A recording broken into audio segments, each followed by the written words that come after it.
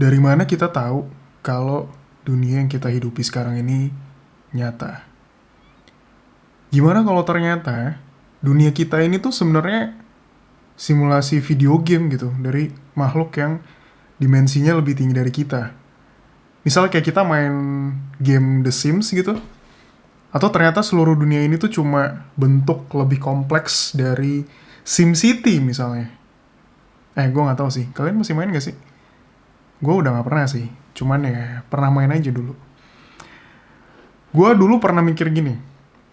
Awal-awal media sosial booming, gue terpapar sekitar tahun 2009-2010 lah. Nah, di masa itu kan kita pada bikin account tuh ya. Bikin-bikin akun gitu. Terus gue mikir, ketika akun gue berinteraksi sama akun temen gue, misal akun Cahyo gitu ya. Nih gue pakai pemisalannya akun Cahyo gitu.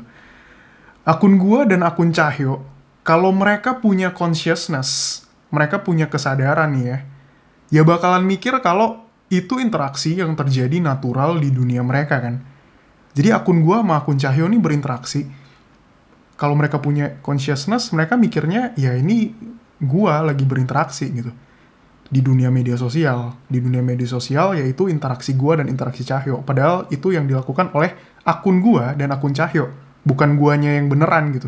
Bukan Cahyo yang beneran juga. Jadi akun gue ini tuh kayak perwakilan gue di dunia media sosial. Akun Cahyo pun adalah perwakilannya Cahyo di dunia media sosial. Nah, dunia media sosial taunya gue sama Cahyo tuh lagi berinteraksi gitu. Akun gue sama akun Cahyo pun taunya mereka sedang berinteraksi atas keinginan mereka. Padahal sebenarnya itu kan karena gue sama Cahyo di dunia ini lagi berinteraksi kan. Sebenarnya gitu kan, misal lagi DM-DM-an gitu, atau lagi komen-komenan, atau lagi forward-forwardan foto cewek gitu, cewek cakep. Nah, gimana kalau gue tarik ke atas gitu, ke atas lagi. Jadi, gimana kalau ternyata dunia ini tuh kayak dunia media sosial tadi. Jadi dunia nyata ini, itu tuh kayak media sosial tadi gitu. Dimana diri gue yang sekarang kalian lihat ini, gue nih sekarang, itu tuh kayak semacam akun gua dari diri gua yang sebenarnya ada di dimensi lain. Jadi gua nih ini nih akun gitu. Ini gua nih akun sekarang yang lu lihat. Dari diri gua yang sebenarnya tuh ada di dimensi lain gitu. Dan kalian juga akun-akun dari diri kalian yang di dimensi lain. Menarik ya? Menurut gua sih. Gua nggak tahu buat kalian menarik atau enggak, gua nggak tahu sih. Buat gua sih menarik ya. Nah, akhir-akhir ini kan gue makin dalam nih nyebur ke dunia gaming. Jadi gamers gue. Sebenarnya dari dulu sih main gamenya. Cuma akhir-akhir ini lebih banyak lah waktu yang dipakai buat main game. Sekarang lebih sering aja gitu. Muncul lagi nih pemikiran kayak gini. Gara-gara gue main game. Salah satunya gara-gara GTA. Ya banyak lah ya yang dulu main GTA. Kalau sekarang sih GTA 5 yang masih sering dimain orang ya. Termasuk gue yang baru main, tapi sebenarnya gamenya udah dari tahun 2015 kalau nggak salah. Nah, GTA 5 tuh kan kayak dunia lain nih. Dunia lain gitu, dunia virtual. Gue masuk ke situ sebagai karakter yang gue bikin. Jadi gue bikin karakter, gue masuk ke situ sebagai karakter ini gitu. Gue berinteraksi sama orang lain, yang orang lain ini juga bikin karakter di GTA 5, karakter virtual gitu. Ketika karakter gue sama karakter orang lain ini berinteraksi, mereka mungkin ngerasa tuh interaksi mereka di sana ya interaksi yang mereka pengen lakukan gitu, diri mereka ingin lakukan interaksinya, kayak free will gitu. Mereka juga ngerasa bahwa dunia GTA tuh ya dunia mereka gitu, itu dunia nyata buat mereka. Jadi dunia GTA buat karakter gue tuh dunia nyata. Dan interaksi yang mereka lakukan, mereka rasa ya itu interaksi yang gue pengen lakukan atas keinginan mereka sendiri di sana. Di dunia GTA gitu. Itu yang dilakukan oleh karakter gue dan karakter orang lain. Mereka taunya apa yang mereka lakukan ya apa yang ingin mereka lakukan, yang mereka inginin gitu. Padahal sebenarnya kan itu dunia game, bukan dunia nyata. Dan yang mengendalikan apa yang karakter gue lakukan itu adalah gue. Jadi mereka sebenarnya dikendalikan gitu oleh gue. Jadi sebenarnya bukan mereka pengen melakukan apa yang pengen mereka lakukan. Gue ngomong apa tuh barusan? Ya gitulah. Tapi intinya yang mereka lakukan tuh apa yang gue pengen gitu, bukan mereka sendiri. Nah, kurang lebih itulah hal menarik yang gue pikirin gitu ketika nyebur di dunia gaming. Ya balik lagi, gue nggak tahu menarik buat kalian atau enggak. At least buat gue iya. Sebenarnya episode 2 fokusnya bukan ke sana sih. Tapi gue pengen cerita aja soal dunia gaming yang lagi gue cobain. Karena ternyata jadi gamers tuh kayak masuk ke dunia baru gitu. Ada banyak pengetahuan baru, ada banyak pengalaman baru, ada insight-insight baru juga. Sorry buat yang gak relate. Buat yang gak relate ya udah mau gimana lagi. Yang relate boleh juga kalau mau cerita-cerita pengalaman, pengetahuan atau insight baru yang kalian dapat, yang bisa jadi bakalan beda sama gue. Nah, satu lagi nih, gue dari sudut pandang gamer PC nih ya. Ini dari sudut pandang gamer PC. Karena entah kenapa, gue dari dulu bukan anak konsol, jadi gue nggak relate sama experience main PS, Nintendo Switch, atau Xbox gitu. Gue dari dulu entah kenapa lebih tertarik main game di PC sih. Gue nggak tahu juga kenapa. Dan nggak terlalu anak mobile juga ya. Jadi ini dari sudut pandang gamer PC, yang mungkin akan beda sama sudut pandang gamer konsol dan gamer mobile. Oke, pertama. Dulu gue tahun 2019 itu ansos. Pas pandemi tuh makin ansos. Mulai main game, parah sih level ansosnya. Makin akut lah. Asli parah banget kayaknya. Menurut gue nih jadi kayak segitiga gitu. Ada 3 aspek. Tiga gimana sih? Gini. Ada 3 aspek gitu. 3. Ada 3 ya, kehidupan sosial, kerjaan, sama game. Kehidupan sosial, kerjaan, sama game. Nah, lu cuma bisa milih 2. Lu cuma bisa milih 2 nih, dari 3 tadi.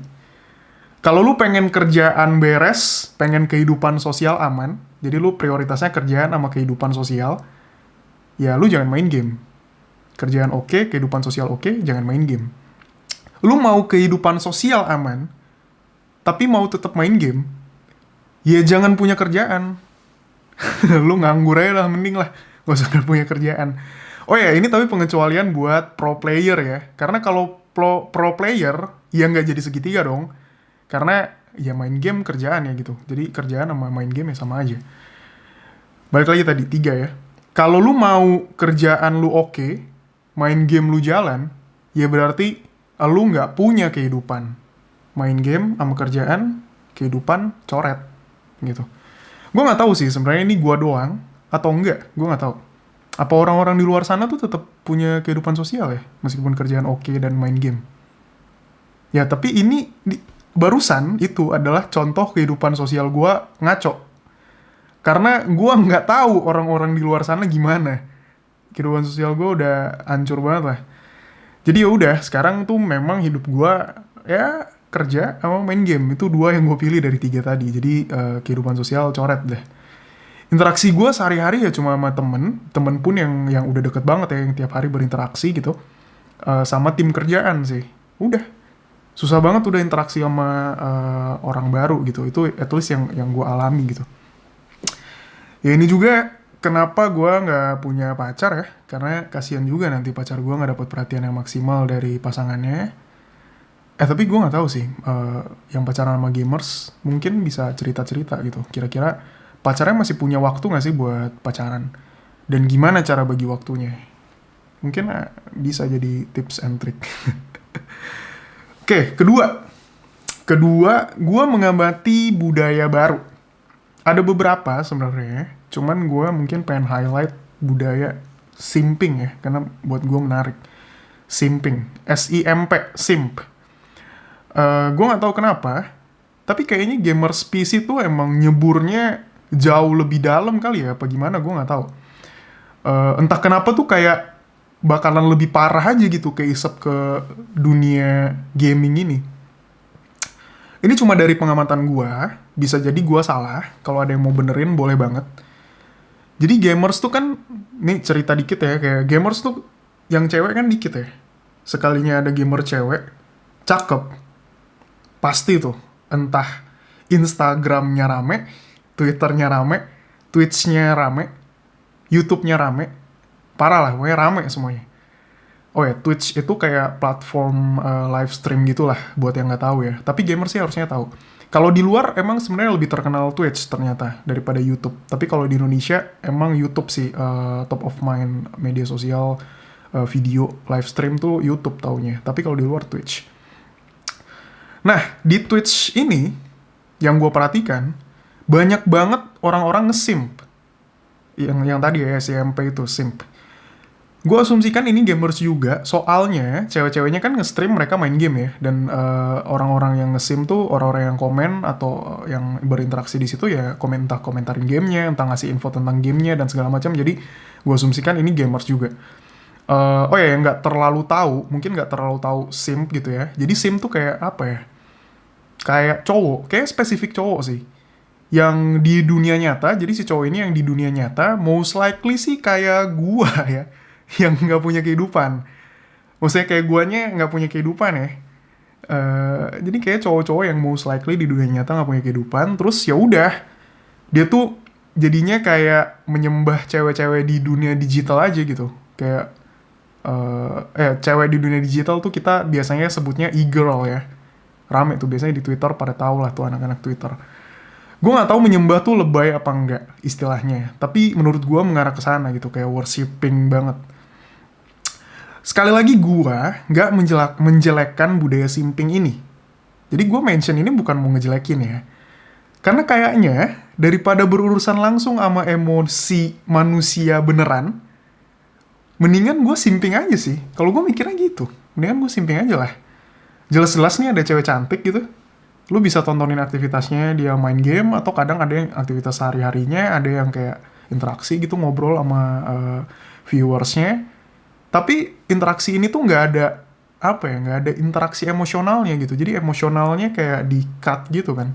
Menurut gue sih lebih simpel ya. Gue nggak tahu deh. Lebih simpel sih menurut gue. Iya nggak sih? Nggak tahu sih, atau mungkin guanya aja yang aneh. Mungkin orang-orang butuh emosional ya. Gue malah enggak kali, apa gimana gue nggak tahu. Tapi budaya ini menarik banget lah menurut gue. Nah, si sim-sim ini banyak direndahin sama dicengin. Dibilang sama orang-orang tuh kayak, lu simping tuh karena nggak bisa dapet cewek di dunia nyata pasti kan. Cupu lu gitu. Padahal menurut gue ya kayak tadi ya. Gimana kalau simp ini tuh sebenarnya orang-orang yang males aja gitu sama interaksi emosional. Pengennya yang lebih simple. Selama nggak sampai ke obses ya. Ada juga orang yang simping sampai ngasih gift ribuan dolar ke e-girl ini gitu. Banyak yang kayak gitu kayaknya. Nah, kalau buat ini sih menurut gua, selama nggak menyebabkan hal buruk ke siapapun, balik lagi tadi kayak nggak obses, nggak menyebabkan hal buruk ke siapapun, menurut gua ya udahlah.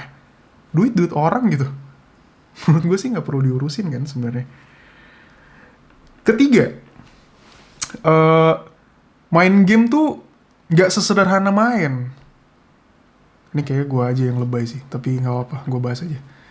Tapi sebenarnya di main game tuh ada proses learningnya juga gitu. Gue rasa sih sebenarnya semua aspek dalam hidup ya proses learning lah ya. Nggak cuman game aja sebenarnya, semuanya. Tapi gini, ini pengalaman yang menarik menurut gue soalnya. Jadi gue pernah ada di satu misi, di satu challenge, atau di satu level lah. Nah, gue tuh harus nyelesain misi ini biar bisa lanjut ke alur atau misi selanjutnya. Kalau nggak kelar tuh gue nggak bisa lanjut main gamenya. Tapi saking susahnya, gue udah ngabisin waktu semalaman, tetap nggak bisa-bisa. Misinya tuh udah gue ulang-ulang berkali-kali, tapi tetap aja nggak bisa-bisa, nggak berhasil gitu. Menurut gue tuh agak aneh sih. Padahal kan logikanya kan kayak diulang-ulang gitu. Bukannya makin jago kok gue makin bego gitu kayaknya. Padahal diulang-ulang kan. Berjam-jam mainin misi yang sama, tetap nggak bisa kelar gitu. Sampai akhirnya gue memutuskan untuk tidur, istirahat, gue coba lagi besok paginya. Besok paginya, satu kali coba, misinya langsung kelar ternyata. Satu kali coba. Aneh banget sebenarnya. Semalam gue berjam-jam diulang-ulang gak bisa-bisa. Setelah gue tidur, gue istirahat, gue take time buat break, dicoba lagi satu kali, langsung berhasil. Nah, gue jadi mikir, dalam hidup tuh kita sering begini gak sih? Makin diforsir, malah kayak makin gak menghasilkan apa-apa gitu. makin gak produktif malah ternyata kalau kita makin forsir. Giliran kitanya nyantai, ngelakuin hal yang sama, malah hasilnya lebih bagus daripada yang kita harapkan. Atau mungkin contoh konkretnya gitu, kita belajar buat ujian misalnya. Kita belajar semalaman nih, besoknya mau ujian. Ngulang-ngulang soal yang sama, materi yang sama, malah makin pusing, kita nggak ngerti-ngerti gitu. Terus akhirnya kita nggak pede. Ternyata pas ujian, kita bisa-bisa aja tuh ngerjain soal yang tadinya kita rasa kita nggak ngerti. Nah, ini gue nggak tahu sih sebenarnya ini contoh konkret. Apa harusnya nggak gini ya contohnya? Harusnya belajar semalaman buat ujian, ngulang-ngulang nggak ngerti, pas ujian nggak ngerti juga ya. Harusnya gitu ya kali ya. Contohnya kurang pas kali ya. Tapi intinya tadi ya, menurut gue bisa jadi ketika kita merasa nggak ngerti, ketika kita merasa nggak berhasil, itu tuh sebenarnya masih proses learning. Jadi gagal dan nggak mencapai apa-apa di proses learning tuh menurut gue nggak masalah gitu. Namanya proses belajar kan. Kita gagal nggak dapet apa-apa, proses belajar ya fine-fine aja gitu. Dan sebenarnya hidup tuh kan proses belajar terus ya. Jadi gagal terus juga nggak apa-apa mungkin. Begitu kita narik diri tadi, kita istirahat, kita nyantai, baru deh ternyata kita bisa menghasilkan sesuatu. Kalau kita paksain sesuatu, kita terlalu maksa gitu untuk satu hal, kita forsir diri kita untuk bisa berhasil atau mencapai sesuatu tadi, sering banget hal ini tuh menurut gue kontraproduktif. Kita udah dapet capeknya, tapi hasilnya nggak dapet. Jadi ya tenang aja gitu. Menurut gue gagal dan segala macamnya ya masih proses belajar gitu. Coba istirahat, terus ya coba lagi gitu next time. Karena itu yang gue lakukan ketika gue main game dan gak berhasil-berhasil ngelewatin satu misi yang udah gue ulang-ulang, udah berkali-kali, tapi tetap gak bisa-bisa. Jadi, kalau kalian ngerasa gagal terus, solusinya tadi apa? Ditinggal tidur dulu aja gitu. Jadi tidur aja. Tidur solusi segala masalah. Keempat, gue merasa makin dekat dengan perkembangan teknologi gara-gara main game. Mungkin ini gue aja yang norak sih, tapi gue nggak tahu. Selama ini, gue tahu sih perkembangan AI itu udah canggih banget lah. Gue tahu perkembangan virtual reality dan augmented reality juga makin canggih. Iya, gue tahu. Tapi tetap gimana ya? Kayak selama ini tuh hal itu kayak sesuatu yang menurut gue ada di film aja gitu, atau di series. Iya, makin canggih, tapi kok kayak cuman ngeliat itu di film sama di series. Bukan sesuatu yang dekat dengan gue, yang gue alami secara langsung gitu, enggak kayak gitu. Masih berasa berjarak lah dengan segala fantasi teknologi ini. Tapi ternyata dunia gamers itu dekat banget sama hal-hal kayak gini. Gak cuma perkembangan teknologi VR, AR sama AI sih, tapi perkembangan teknologi terkait hardware juga. Dari dulu tuh gue ngerasa mouse wireless, headphone wireless, keyboard wireless, semua yang wireless itu udah canggih banget. Ternyata nggak canggih-canggih amat ternyata kalau buat gamers. Segala sesuatu yang wireless malah dihindari gitu, karena biasanya ada delay. Meskipun cuman sepersekian detik, levelnya udah sampai di milidetik malah. Tetap ngaruh banget. Dan dipertimbangkan banget sama gamers. Banyak YouTubers yang bahas delaynya sepersekian milidetik. Wow, signifikan banget tuh. Jadi ternyata perkembangan wireless tuh belum segitunya juga. Nah itu bukan part of kemajuan teknologinya, mungkin lebih ke gue melek gitu lah sama teknologi wireless gitu. Sebenarnya sih gue juga mulai sadar gara-gara ngelihat perkembangan charger wireless sih yang dekat sama gue ya sebelum gue jadi gamer. Ternyata tuh charger wireless juga belum stabil-stabil banget sih. Gue mungkin kalian juga mungkin beberapa ngerasain gitu. Banyak orang yang ngomong, yang mention kalau ternyata tetap lebih efektif dan lebih aman nge-charge device tuh pakai kabel ternyata daripada wireless charging. Jadi hal yang menarik buat gua bahwa ternyata kalau udah urusan game tuh ya kabel masih belum terkalahkan gitu. Jadi wireless gitu ya selama bisa wire ya wire gitu. Dan tadi teknologi wireless ternyata emang belum segitunya juga. Milidetik kesannya emang nggak seberapa sih, tapi kalau buat main game menurut gua berasa banget, kerasa lah. Mungkin nggak banget, tapi kerasa lah.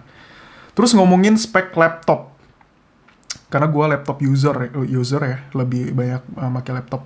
Yang paling tinggi emang ya spek laptop buat gamers sama content creator mungkin yang trennya tuh dimulai, gue nggak tahu dimulai atau enggak, tapi banyak diadopsi sama Asus kan. Campaign-nya mungkin MSI juga, campaign-nya gamer sama content creator gitu. Ultrabook mau secanggih apapun speknya, tetap bakalan lebih canggih spek laptop gaming. Ini juga salah satu hal yang bikin gue main game sebenarnya. Jadi, gue jadi gamer itu bukan karena gue yang mau. Karena, wah gue pengen jadi gamer gitu. Sebenarnya enggak sih. Tapi, gara-gara ada kebutuhan kerjaan yang bikin gue harus beli laptop dengan spek yang tinggi. Terus, singkat cerita, gue tau lah bahwa ternyata, spek yang paling tinggi tuh di laptop gaming. Akhirnya gue beli laptop gaming, terus gue pikir, ya laptopnya udah gaming gitu. Sekalian aja lah gue pakai buat main game. Nggak cuma buat kerjaan doang gitu, sekalian aja. Jadi emang sebenarnya bukan gue pengen main game sih sebenarnya, tapi tuntutan kerjaan dulu. Jadi kerjaan bikin gue beli laptop gaming, kondisi yang mendukung ini kemudian membuat gue main game. Jadi bukan karena gue yang mau, tapi karena keadaan lagi mendukung aja gitu. Jadi kayak keadaannya tuh kayak sama Tuhan lebay banget ya. Tapi kayak udah lu main game aja lah gitu. Ya udah gue main game deh jadinya. Tapi setelah main game sih gue jadi sadar lagi, ternyata secanggih-canggihnya laptop gaming, tetap kalau mau niat, mendingan rakit PC sendiri sih. Jadi next kemungkinan gue akan rakit PC, biar kayak Ariel ya, yang rakit PC Gundam. Oke, balik lagi tadi ke VR, AR sama AI. Sekarang banyak banget pengembang yang fokus ngembangin sosok virtual sereal mungkin. Jadi mereka fokusnya bikin karakter yang sereal mungkin. Senyata mungkin, sampai kita nggak bisa bedain itu orang beneran apa bukan. Jadi goal mereka tuh sampai kita nggak bisa bedain itu beneran atau bukan gitu. Jadi mereka bikinnya detail banget, sampai pori-pori mukanya dibikin senyata mungkin, bekas jerawatnya dibikin sereal mungkin, ekspresinya dibikin bener-bener kayak orang beneran. Jadi bukan kayak karakter komputer gitu. Dan bukan hal yang nggak mungkin menurut gua, kalau beberapa tahun lagi tuh grafik game bener-bener masuk ke level yang berbeda ya. Dan akan sangat mirip sama dunia nyata. Karena bandingannya sama GTA aja menurut gua untuk game tahun 2015 tuh udah oke banget. Mungkin suatu saat tuh kita akan masuk ke tahap susah bedain mana yang computer generated sama mana yang dunia nyata. Jadi balik lagi tadi ke pembukaan ya, yang gua sebut di awal. Suatu saat mungkin akan mulai blur tuh, akan mulai blur nggak jelas batasan antara dunia game sama dunia nyata. Mana yang game, mana yang nyata gitu kita nggak tahu. Mana yang virtual, mana yang nyata, kayak ini nyata apa enggak gitu kita nggak tahu. Gue pernah mikir bisa jadi suatu saat kalau dunia virtual udah surreal itu dan udah settle gitu ya, mulai bakalan ada orang jual rumah di dunia virtual. Jadi nggak jual rumah di dunia nyata lagi tapi di virtual. Terus jual tanah mungkin juga di dunia virtual. Jadi misal gue nih, di dunia nyata tuh cuma tinggal mungkin di kosan kecil, ukuran 3x3 misalnya. Tapi gue punya rumah bagus banget sama luas banget di dunia virtual. Atau dunia game, atau ya apapun itulah dunia yang dibangun di dunia virtual itu gitu. Jadi gue beraktivitas di sana aja udah. Di dunia nyata udah cuman kayak tidur, pipis, boker, udah. Makan. Alasannya ya bisa karena lebih murah harga rumahnya, harga tanahnya. Terus di dunia virtual ini mungkin lebih banyak hal yang bisa kita lakukan. Mungkin kita juga bisa modifikasi penampilan kita gitu. Terus lebih luas kebebasan berekspresinya. Sama nilai-nilai moralnya mungkin lebih abu-abu di dunia virtual. Jadi kita bisa ngelakuin hal yang kita nggak bisa lakuin gitu di dunia nyata. Yang sebenarnya ini kan alasan banyak gamers tuh menghabiskan waktu lebih banyak buat main game daripada berinteraksi di dunia nyata. Salah satu alasannya itu ya, bisa melakukan hal yang nggak bisa dilakukan di dunia nyata tapi di game bisa. Contoh yang gue nggak bisa lakukan di dunia nyata tapi di game bisa itu adalah punya Lamborghini sama punya Ferrari. Nah itu di dunia nyata definitely nggak bisa tuh. Tapi kalau di game bisa. Jadi ya itu tadi, melakukan hal yang di game bisa, di dunia nyata nggak bisa. Jadi yang kita tonton di film kayak Surrogate, gue ambil contohnya mungkin Surrogate ya, atau bisa ada contoh lain, atau series kayak Black Mirror, mungkin banget sih menurut gue akan jadi kenyataan, dan mungkin makin dekat gitu mengarah ke sana. Sebenarnya masih banyak yang bisa diomongin, tapi balik lagi gue pemalas ya, malas ngetik skrip panjang-panjang, jadi segini dulu aja lah. Nanti kalau ada waktu lagi gue bikin part 2. Tapi ini sih, satu hal penting lagi yang pengen gue bahas. Gue melihat, kan banyak orang ya yang main game. Terus dampaknya malah nggak menjalankan tanggung jawabnya di dunia nyata. Excuse-nya tinggal ngomong, kalau gue jadi pro player, nanti gue bakalan punya banyak duit. Jadi tenang aja. Gitu biasanya kan ngomongnya. Nah, perlu diingat ya, yang jadi pro player tuh dikit. Bukan lu main game terus tiba-tiba jadi pro player gitu. Enggak kayak gitu cara dunia bekerja tuh nggak gitu ya. Jadi cuma dikit gitu. Kayak piramid, yang main game banyak banget, tapi yang jadi pro player tuh dikit banget. Nah, ada banyak faktor orang bisa jadi pro player. Itu bisa karena latihannya gila-gilaan, jadi jago banget, jadi pro banget. Atau proses learningnya oke banget, jadi cepet banget beradaptasinya. Atau punya nama yang juga udah dikenal orang. Punya channel YouTube lah, atau punya apa gitu. Ya banyak lah faktor-faktornya. Dan menurut gue pro player dan atlet e-sport itu sebenarnya memang lebih banyak akan disandang oleh orang-orang privilege sih.